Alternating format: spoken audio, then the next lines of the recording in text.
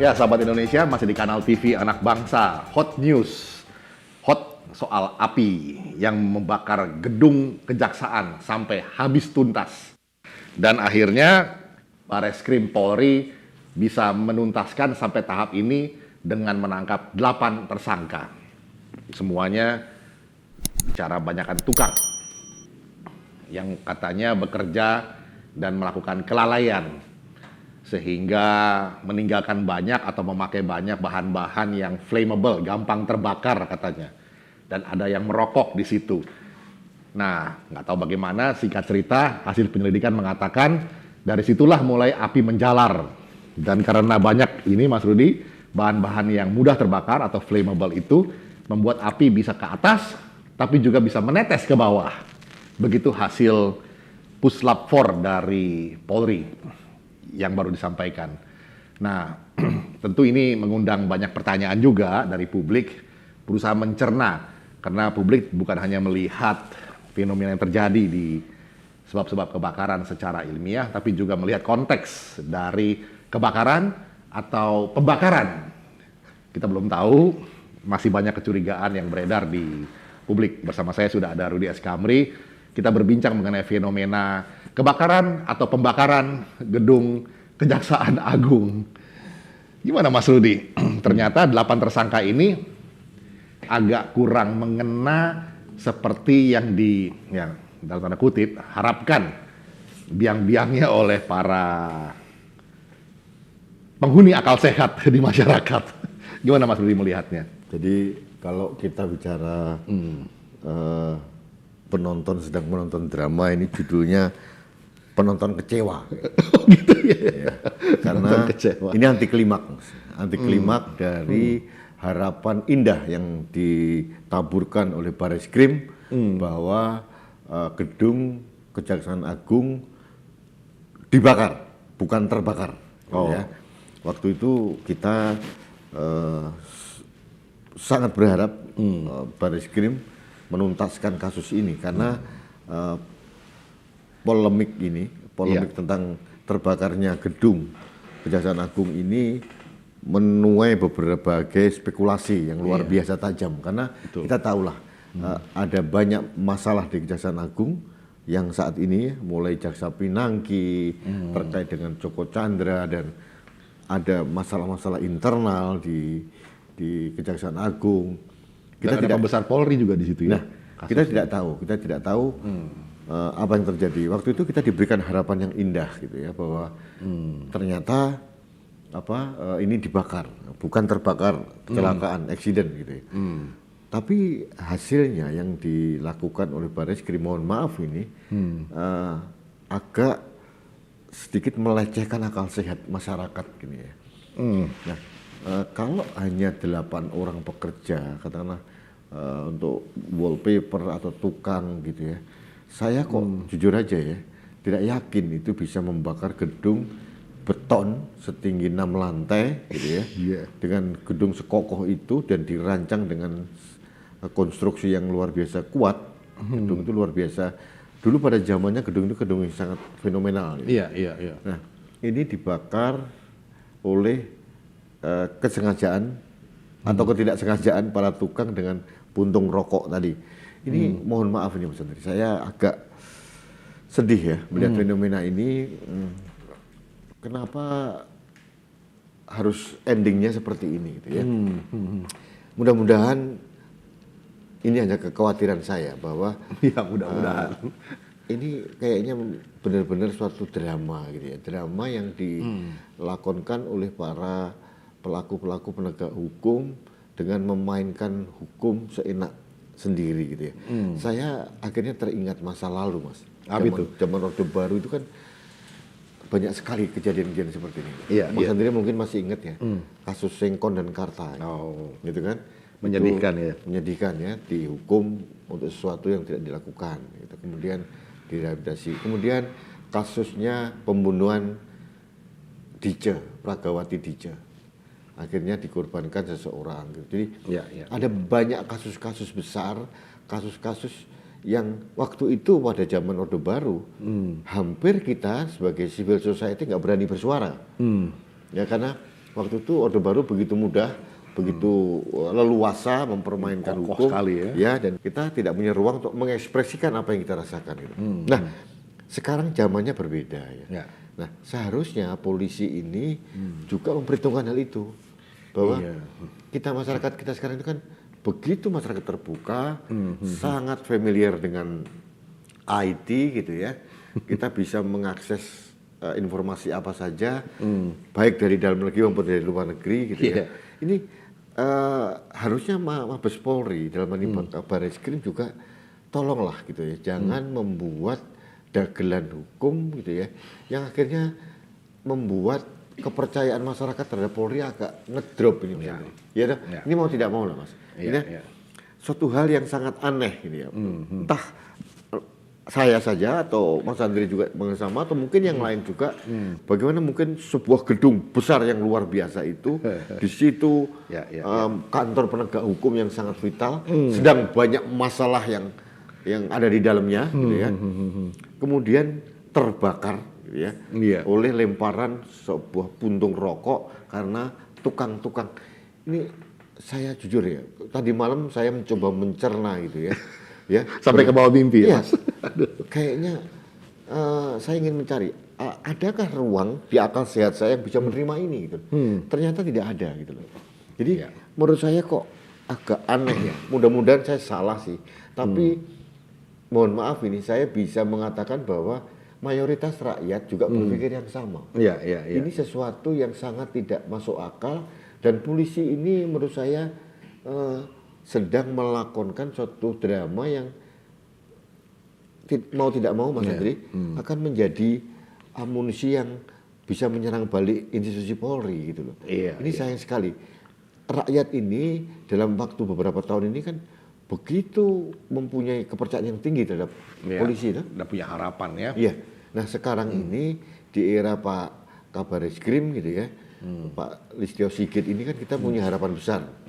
Kemarin juga sudah terang benderang langsung oleh beliau di press conference kan bahwa ini ada kesengajaan gitu kan.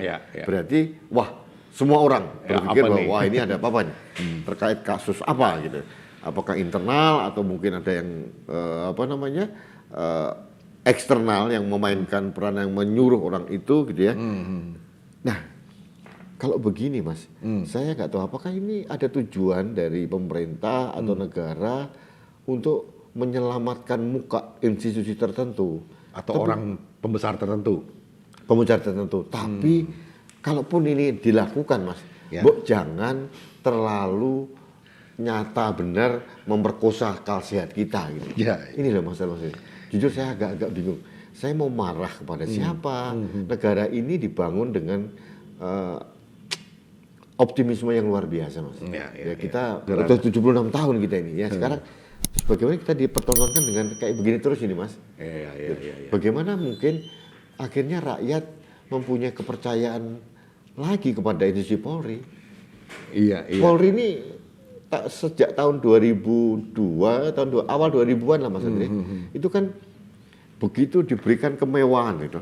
Dengan dia keluar dari ABRI ya, ada Undang-Undang Kepolisian nomor 2 tahun 2002 itu membuat landasan kuat bagi polisi ya, yang dulu seolah-olah menjadi anak tiri dari institusi besar ABRI itu ya. Tapi begitu keluar ada harapan yang tumbuh besar ini. Nah, saya kok berharap mudah-mudahan polisi ini menjadi polisi yang profesional gitu ya. Jangan kayak seperti ini Mas. Kalaupun membuat alasan itu yang agak sedikit sophisticated gitu, canggih gitu loh ya. Jangan terlalu mudah dilecehkan oleh orang-orang. Mas Adi baru tahu nggak? Saya tadi itu bicara dengan tukang ojek online, Mas. Mohon maaf, ini mungkin dia berpendidikan bagus, dia juga sekarang ini kan semua lapisan masyarakat kan sangat Mas. Sangat aware dengan berita apapun kan. Mereka kan membawa HP gitu ya. Jadi mereka sampai ngomong, Pak Rudi ini kayaknya dagelan. Ojek online ya? Ojek online. Nah, bagaimana mungkin saya kadang sedih gitu ya. Saya mencintai institusi Polri gitu ya. Saya mendukung Polri menjadi suatu institusi yang sangat mempunyai public trust tinggi gitu, profesional gitu ya, yang promoter gitu ya, hebat. Oh iya. Apa namanya, terpercaya itu. Tapi kok ternyata kok harus seperti ini? Saya nggak tahu nih. Saya harus bagaimana kita bersikap Mas Andri terhadap hal ini? Nah itu dia, sahabat Indonesia, Mas Rudi Kamri baru bicara dengan teman ojek online yang bisa berpendapat seperti itu. Bayangkan masyarakat yang otak online-nya selalu on dengan berita-berita yang updated, terdidik, tidak offline, sehingga gampang untuk dikelabui dengan alasan-alasan yang tadi menurut Mas Rudi agak memperkosa akal sehat ya. Sekarang ini gedung yang begitu kuat, begitu kokoh, berapa lantai itu? 6 lantai ya? 6 lantai. Itu terbakar oleh puntung rokok, dan kebiasaan cleaning service segala macam itu udah tahunan kan ada di situ, memakai alat yang sama begitu. Mas, mohon maaf Mas, ini kalau kita bicara teknis Mas, yang memasang apa namanya wallpaper di Kejaksaan Agung itu kan pasti perusahaan yang profesional, bukan yang pertama memasang. Sekarang katanya kena kasus juga tuh jadinya, nah, seret-seret. Akhirnya mencari kambing hitam, itu dia. Gitu. Jadi ini akhirnya apa? Rakyat kecil lagi yang dikorbankan gitu ya. Iya. Saya melihat kok ini jujur aja nih kita harus memberikan suatu appeal Mas kepada Polri ya untuk jangan istilahnya anak sekarang tuh jangan PHP gitu loh Mas. Nah itu dia. Memberi harapan palsu gitu. Jadi kemarin Mas jujur aja waktu Pak Listio Sigit mengumumkan bahwa ini ternyata gedung itu bukan terbakar, tapi dibakar gitu ya. Bahkan pada waktu konferensi itu ada salah satu jaksa agung muda sebenarnya tumbuh kepercayaan yang luar biasa. Sekarang jadi melorot gitu Mas. Melorot, anjlok serendah-rendahnya. Iya, karena apa namanya, ini desas-desus memang yang perlu dikonfirmasi, belum tentu benar tapi juga belum tentu salah. Ada transaksi-transaksi para pembesar ini yang sedang bernegosiasi karena ya, ingin tadi yang Mas Dwi katakan, menyelamatkan nama besar institusi maupun orang besar di belakang kasus ini. Nah itu nggak bisa diabaikan, karena semua kan bisa berpikir ya. Orang tidak bisa dilarang untuk berpikir liar seperti itu, karena apa yang disajikan oleh polisi sangat tidak masuk akal gitu ya. Jadi kita sekarang ini kan mempunyai kebebasan untuk berpikir.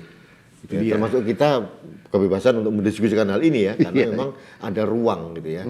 Kita tidak menghujat siapa-siapa, kita hanya menyampaikan keprihatinan kita ini.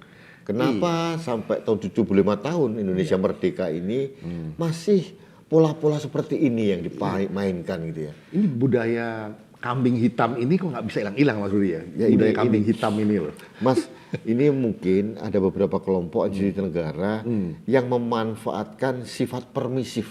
Nah itu dia. Dari masyarakat Indonesia. Itu satu ya. Pertama pencarian kambing hitam. Kemudian yang kedua permisif. Yang ketiga ini kita tuh gampang melupakan gitu. Nah, kalau ada kasus besar kemudian begitu fokus kita semua media membicarakan hal ini gitu. Terus tapi kalau kemudian ada masalah yang lain berpindah, dilupakan yang ini. Nah, ini mudah-mudahan saya salah, tapi belum tentu juga saya tidak benar gitu ya. Iya, betul. Tapi ini mungkin sedang dimainkan Mas. Kita tuh permisif gitu ya. Akhirnya saya sudah mau diapain lagi ya. Terus kemudian serta-merta tidak lama kita melupakan ya, gampang melupakan. Karena ada apa namanya? Event baru lagi. Event baru yang kita lihat.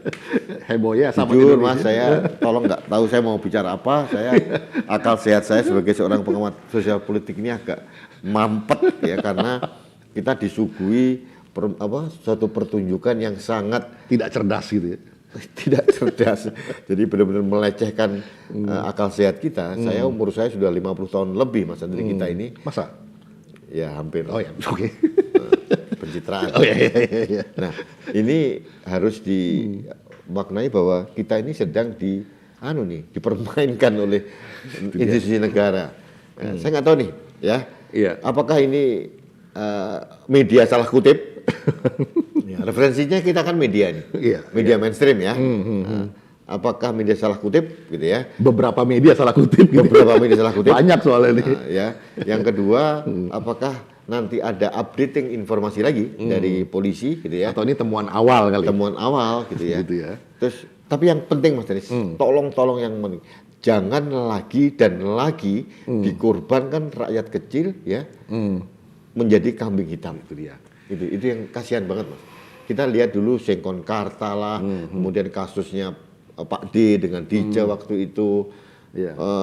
Ada lagi beberapa kasus yang lain lah, salah tangkap, ini berbagai kota lah. Iya. Jadi kadang-kadang kita juga berpikir bagaimana kita mau beranjak maju gitu ya. Iya. Kalau kita penanganan hukum kita masih berkutat pada hal Pada seperti 3 hal tadi itu yang Mas Rudi garis bawahi. Ya, sahabat Indonesia, kegalauan dari Rudi S. Kamri juga kita bisa rasakan. Saya sangat merasakan karena 3 hal yang bisa kita garis bawahi dari dialog hari ini. Pertama, budaya cari kambing hitam. Dan biasanya yang dikorbankan adalah yang kecil-kecil itu. Ini memang bagaimana membangun tandingannya, budaya tandingan itu budaya bertanggung jawab. Pelajaran budi pekerti ini perlu digalakan kembali. Hal kedua di garis bawahi tadi adalah permisif. Ya boleh-boleh sajalah, semua gampang-gampangan saja. Nah ini bagaimana masyarakat kita boleh dibangun satu budaya kritis dan juga berani berkata tidak gitu ya. 3, yang penting sekali adalah jangan gampang lupa. Nah ini tugas kita semua, sahabat Indonesia semua dan kanal TV Anak Bangsa untuk merawat memori publik. Jangan gampang lupa supaya kita bisa belajar dan tidak selalu kembali ke square one atau ke titik awal kembali dan akhirnya mengulangi kesalahan yang sama. Itu saja hari ini, sahabat Indonesia. Kita jumpa lagi di session berikutnya. Indonesia Maju.